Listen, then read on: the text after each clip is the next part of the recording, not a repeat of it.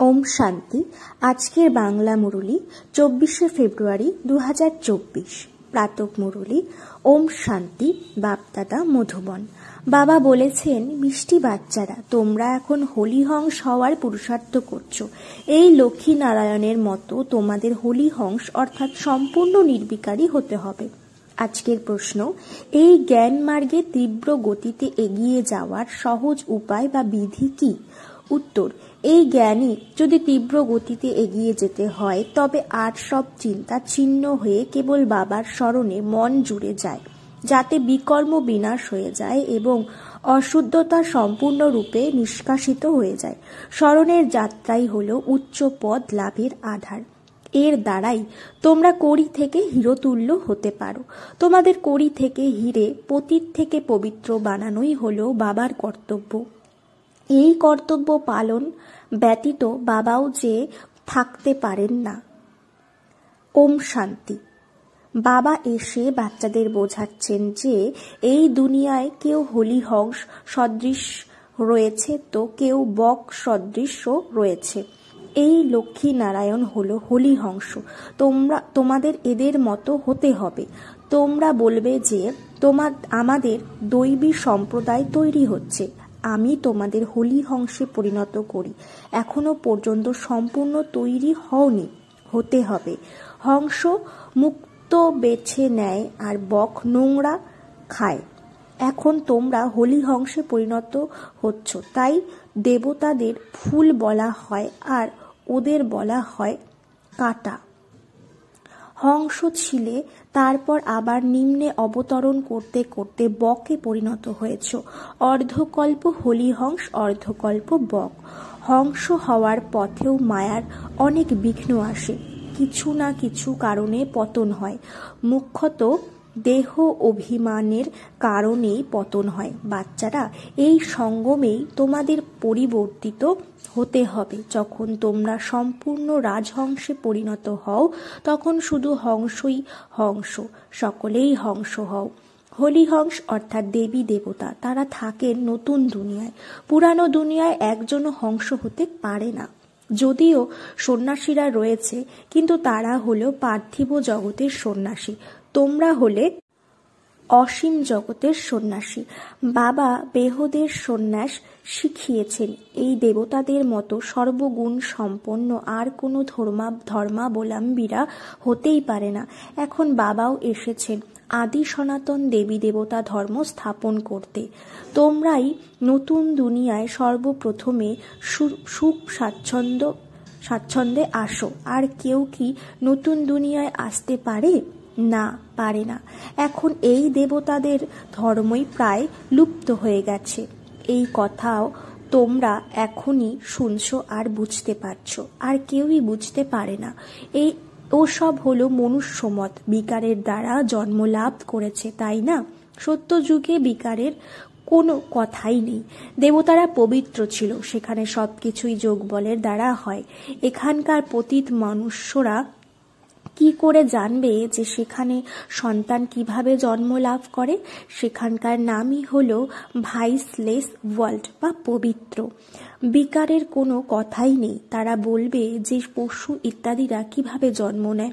তাদের বলো ওখানে আছে শুধুই যোগ বল, বিকারের কোনো কথাই নেই। 100% পবিত্র দুনিয়া। আমরা তো শুভ কথা বলি, তোমরা অশুভ কথা কেন বলো? এর নামই হলো বেশ্যালয়, আর ওখানকার নামই হলো শিবালয়। সেই শিবালয়ের স্থাপনা বাবাই করছেন। শিব বাবা হলেন উচ্চ থেকে উচ্চতম টাওয়ার, আর শিবালয়ও এমনই লম্বা বানান। শিব বাবা তোমাদের কেউ সুখ স্তম্ভে পরিণত করেন, আবার সুখের টাওয়ারে স্তম্ভ নিয়ে যান। তাই বাবার প্রতি আমাদের অত্যন্ত ভালোবাসা থাকে। ভক্তিমার্গেও শিব বাবার সাথে অত্যন্ত ভালোবাসা থাকে। অত্যন্ত ভালোবেসেই শিব বাবার মন্দিরে যায়, কিন্তু কিছুই বুঝতে পারে না। বাচ্চারা, এখন তোমরা সর্বগুণ সম্পন্ন হচ্ছ, এখনো হওনি। তোমাদের পরীক্ষা তখনই হবে যখন তোমাদের রাজধানী সম্পূর্ণ স্থাপন হয়ে যাবে। তখন আর সবকিছুই সমাপ্ত হয়ে যাবে। আর পুনরায় নম্বরের ক্রমানুসারে অল্প অল্প করে আসতে থাকবে। তোমাদের রাজত্ব তো সর্বপ্রথমেই শুরু হয়, আর অন্য কোনো ধর্মের রাজত্ব প্রথমে শুরু হয় না। তখন শুধু তোমাদেরই রাজত্ব। বাচ্চারা, একমাত্র তোমরাই এই বিষয়টি জানো। বাচ্চারা বেনারসে সেবায় গেছে, তাদের বোঝানোর নেশা রয়েছে, কিন্তু লোকেরা এতটা বুঝতে পারে না। কথিতও আছে কোটিতে কেউ। হংস কোনো বিরল ব্যক্তি নয়, হংস কোনো বিরল ব্যক্তিই হয়। যদি না হয় তবে অনেক শাস্তি ভোগ করতে হয়। কেউ কেউ তো 95% শাস্তি ভোগ করে, শুধু 5%ই চেঞ্জ হতে পারে। সর্বোচ্চ এবং সর্বনিম্ন নম্বর তো হয়, তাই না? এখন কেউই নিজেকে রাজহংস বলতে পারে না, পুরুষার্থ করছে। যখন জ্ঞান সম্পূর্ণ হয়ে যাবে তখন লড়াইও লাগবে। জ্ঞান সম্পূর্ণরূপে ধারণ করতে হবে, সেই লড়াই ফাইনাল হবে। এখনো তো কেউ 100% তৈরি হয়নি। এখন তো ঘরে ঘরে সমাচার পাঠাতে হবে। অনেক বড় অভ্যুত্থান বা রিভলিউশন হবে। যাদের বড় বড় সংস্থা রয়েছে সেই সবই নড়বড়ে হয়ে যাবে। ভক্তিমার্গের আসনও নড়বড় করবে। এখন তো ভক্তির রাজ্য, তাই না? এর উপরেই তোমরা বিজয় লাভ করবে। এখন হলো প্রজার উপর প্রজার রাজ্য। পুনরায় বদল হবে। এই রাজ্য লক্ষ্মীনারায়ণের হবে। তোমরা সাক্ষাৎকার করতে থাকবে। শুরুতেই তোমাদের অনেক সাক্ষাৎকার করানো হয়েছে কিভাবে রাজধানী পরিচালিত হয়, কিন্তু যারা সাক্ষাৎকার করেছিলেন তারা আজ আর নেই। এও ড্রামায় যার যা পাঠ রয়েছে তা চলতেই থাকবে। এতে আমরা কি কারো মহিমা করব? না, করব না। বাবাও বলেন, তোমরা আমার মহিমা কিভাবে করবে? আমার কর্তব্যই হলো পতিত থেকে পবিত্র বানানো। টিচারের কর্তব্য পড়ানো। নিজের কর্তব্য যারা পালন করছে তাদের কি মহিমা করবে? বাবা বলেন, আমিও ড্রামার অধীনেই রয়েছি, এতে আবার শক্তি কিসের? এ হলো আমার কর্তব্য। প্রতি কল্পের সঙ্গমে এসে পতিত থেকে পাবন হওয়ার রাস্তা বলে দিই। আর আমিও পবিত্র করার কর্তব্য ব্যতীত থাকতে পারি না। আমার পাঠ একেবারে অ্যাকিউরেট। 1 সেকেন্ডও দেরি বা পূর্বে আসতে পারি না। একদম সঠিক সময়ে সেবার পাঠ করি। সেকেন্ড বাই সেকেন্ড যা অতিক্রান্ত হয়ে গেছে ড্রামা আমাকে দিয়ে তা করিয়ে নেয়। আমিও পরবশ। এতে মহিমার কোনো কথা নেই। আমি প্রতিকল্পে আসি। আমাকে আহ্বান করা হয় যে, হে পতিত পাবনকারী, এসো।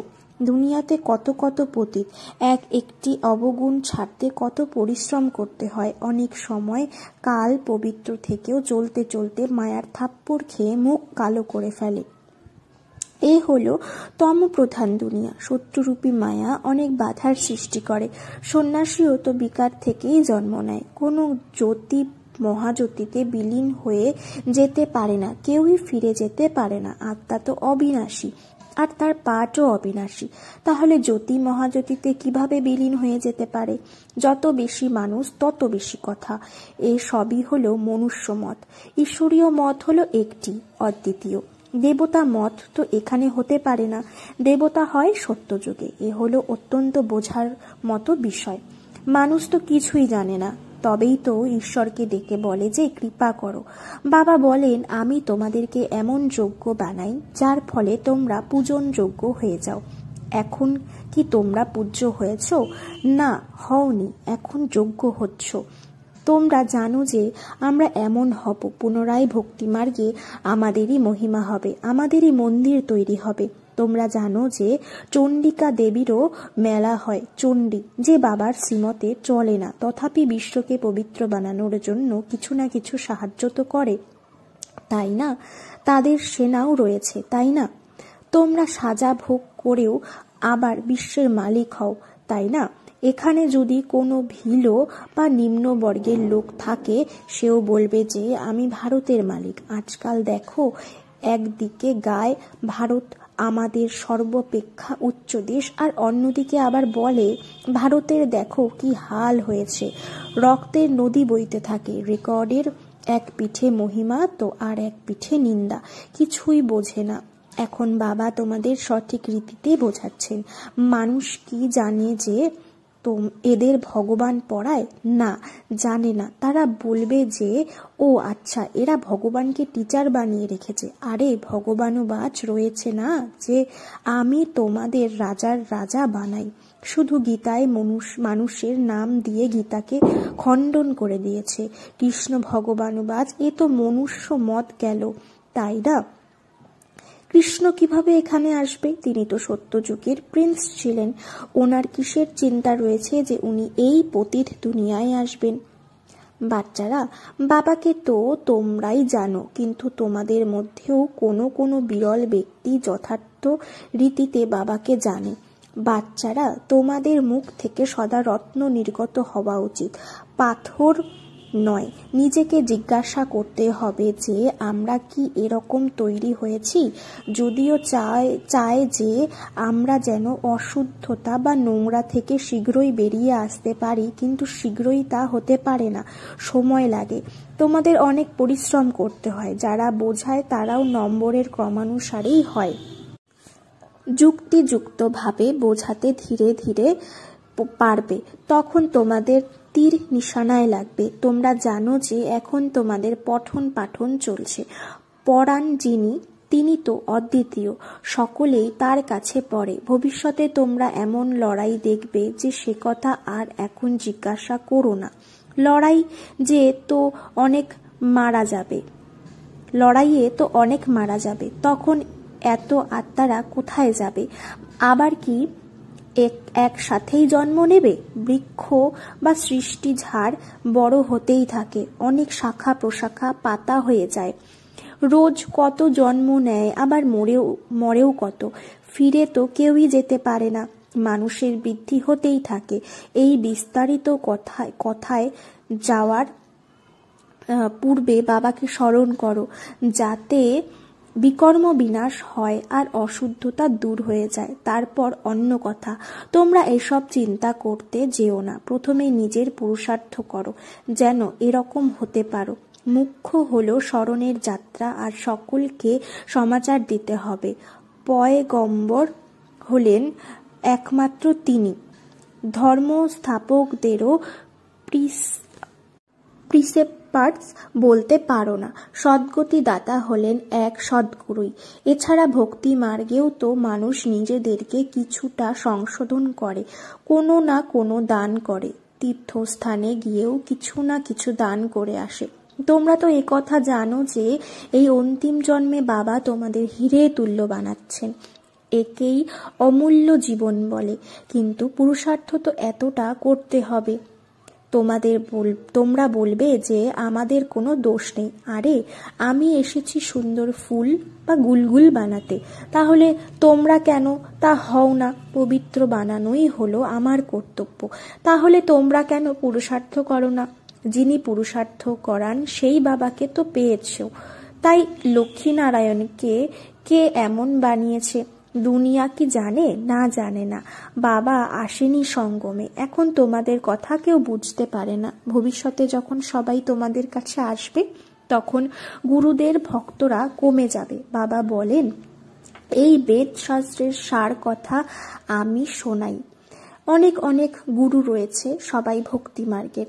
সত্যযুগে সকলেই পবিত্র ছিল, পরে পতিত হয়ে গেছে। এখন পুনরায় বাবা এসে তোমাদের অসীমের সন্ন্যাস করান, কারণ এই পুরানো দুনিয়া শেষ হয়ে যাবে। তাই বাবা বলেন, এই কবরখানা থেকে বুদ্ধিযোগ বের করে এনে আমাকে অর্থাৎ বাবাকে স্মরণ করো, তবে বিকর্ম বিনাশ হবে। এখন হলো বিনাশের সময়। সকলের হিসেব নিকেশ ক্লিয়ার হয়ে যাবে। সমগ্র দুনিয়ায় যত আত্মা রয়েছে, সব আত্মাতেই সম্পূর্ণ পাঠ ভরা রয়েছে।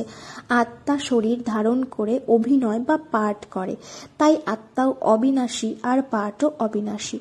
এতে কোনো পার্থক্য হতে পারে না। হুবহু রিপিট হতেই থাকে। এ হলো অসীম জগতের অনেক বড় ড্রামা, আর এ নম্বরের ক্রমানুসারেই হয়। কেউ সূক্ষ্ম সার্ভিস করে তো কেউ স্থূল সার্ভিস করে।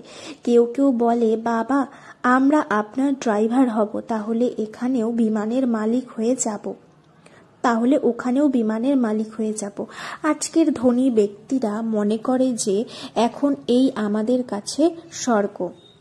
বড় বড় বাড়ি রয়েছে, বিমান রয়েছে। বাবা বলেন এসব হলো আর্টিফিশিয়াল, একে মায়ার আড়ম্বর বলা হয়। কি কি শিখতে থাকে, জাহাজ ইত্যাদি তৈরি করে। এখন এই জাহাজ ইত্যাদি ওখানে কি কোনো কাজে লাগবে? না, লাগবে না। বোমা তৈরি করে, এসব কি ওখানে কোনো কাজে আসবে? না, আসবে না। সুখ প্রদানকারী জিনিসপত্র কার্যে আসবে, বিনাশের কার্যে সায়েন্স অনেক সাহায্য করে। আবার সেই সায়েন্সই তোমাদের নতুন দুনিয়া স্থাপনে সাহায্য করবে। বড় বড় আশ্চর্যজনকভাবে এই ড্রামা তৈরি হয়েছে। আচ্ছা, মিষ্টি মিষ্টি হারানিধি বাচ্চাদের প্রতি মাতা পিতা বাপ দাদার স্মরণের স্নেহ সুমন আর সুপ্রভাত। আত্মাদের পিতা ওনার আত্মারূপী সন্তানদেরকে জানাচ্ছেন নমস্কার। ধারণার জন্য মুখ্য সার। 1. এই বিনাশের সময় পুরানো দুনিয়া থেকে অসীম জগতের সন্ন্যাস নিতে হবে। এই কবরখানা থেকে বুদ্ধি সরিয়ে নিতে হবে। বাবার স্মরণে থেকে সব পুরানো হিসেব নিকেশ মিটিয়ে নিতে হবে। 2. মুখ দিয়ে যেন সদা জ্ঞান রত্ন নির্গত হয়, প্রস্তর নয়। সম্পূর্ণরূপে রাজহংস হতে হবে। কাটাকে ফুল বানানোর সেবা করতে হবে। বরদান, সেবার সাথে সাথে অসীম জগতের বৈরাগ্য বৃত্তির সাধনাকে ইমাজকারী সফলতা মূর্তি ভব। সেবার দ্বারা খুশি বা শক্তি প্রাপ্ত হয়, কিন্তু সেবাতে বৈরাগ্য বৃত্তিও সমাপ্ত হয়ে যায়। সেই জন্য নিজের অন্তরে বৈরাগ্য বৃত্তিকে জাগাও। যে রকম সেবার প্ল্যানকে প্র্যাকটিক্যালি ইমাজ করো তাই সফলতা প্রাপ্ত হয়, এই রকম এখন অসীম জগতের বৈরাগ্য বৃত্তিকে ইমাজ করো। যত সাধনাই প্রাপ্ত হোক না কেন, অসীম জগতের বৈরাগ্য বৃত্তির সাধনা যেন মাজ না হয়। সাধন আর সাধনার ব্যালেন্স থাকলে তবেই সফলতা মূর্তি হতে পারবে। স্লোগান, অসম্ভবকে সম্ভব বানানোই হল পরমাত্ম প্রেমের নিদর্শন। ওম শান্তি। ওম শান্তি। আজকের বাংলা মুরলী 24শে ফেব্রুয়ারি 2024। প্রাতক মুরলী। ওম শান্তি। বাপদাদা মধুবন।